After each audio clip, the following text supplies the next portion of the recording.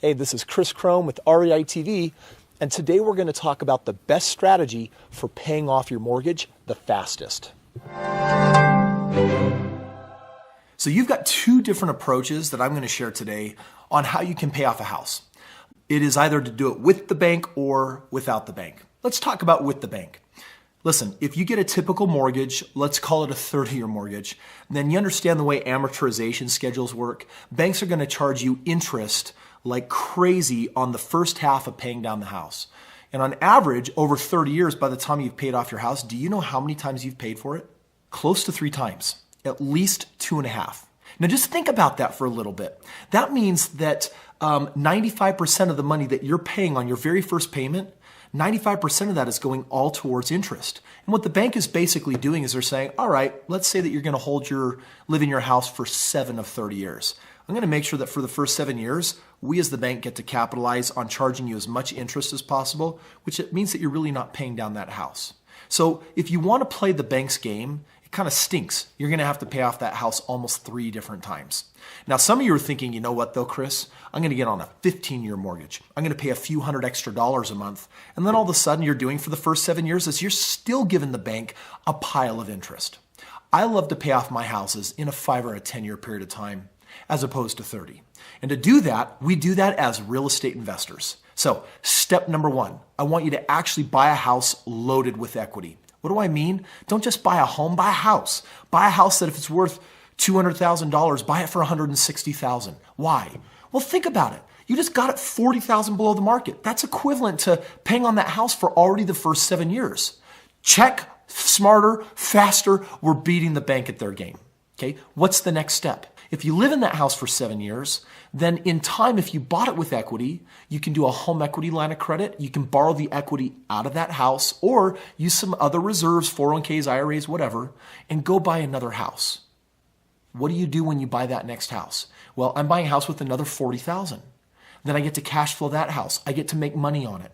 And then what do? I take the money out of those 2 houses and I put it into a third house. Whoa, Chris. I'm going deeper into debt to pay off my house? Yeah, because in 5 years, I'm going to sell off the 5 houses. I'm going to create a couple $100,000. Now I can pay off my house and have $50,000 in the bank as opposed to your 15-year or your 30-year strategy. Listen, to understand what I'm saying, you got to understand the difference between good debt and bad debt. Right now, your house, it is not an investment. If it's a home that you live in, it's a consumer product. You're consuming it. In fact, to get your house paid off, you're going to pay for it 3 times over. That's a little bit crazy. And I would call that a bad debt. Why is it a bad debt? Because every month it costs you, and let me ask you, does your house produce a cash flow for you? Is it an asset making you money this month? If it's like most people's homes, it's not, which means that it is a bad debt. If I buy the house and I have equity in it and I pull the equity out and I put it into another house that produces a cash flow, it is also a debt. Same word, but 2 total opposite meanings. One's good and one's bad. This bad debt we first talk about, why is it bad? It costs me money. Who wants to pick up liabilities that cost money? But now I'm buying assets and this good debt is producing a positive cash flow, tax benefits. I'm stepping into equity. I'm controlling that real estate for a short period of time. And how am I going to pay it off? Not with a mortgage of 30 or 15 years. I'm going to own it for a period of time. I'm going to sell it and I'm going to cash in on the money. I'm going to take that money and I'm going to eliminate my debts. So you've got a couple of different roads that you can go down with if you want to get your mortgage paid off. And now I want to just share a little bonus for you. For those of you that are saying, Chris, my house is already paid off 20, 30, 50, 70%. How could I do it faster? Let's just make an assumption.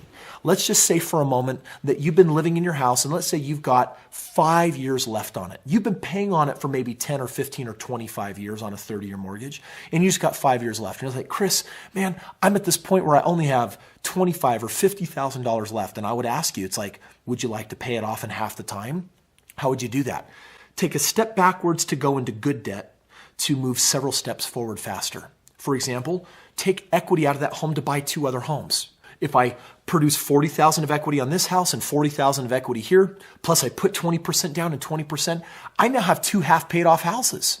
I can control them, cash flow them, and in 2 years, I sell them off. And I get all of my money back that I can reapply to my mortgage, but I got 50 grand left over here, 50 grand left over here. That's $100,000. Now, instead of you waiting a few more years to have it paid off, all of a sudden what you have is you have a pile of money that you can play with. You see, it all comes down to this concept of why you want it paid off. Are you in it for the security, or are you in it for the financial freedom? And good debt and bad debt honestly comes down to that differentiation. Let me ask you, if you do get yourself out of debt, can you eat no debt? No. You paid off all your debts.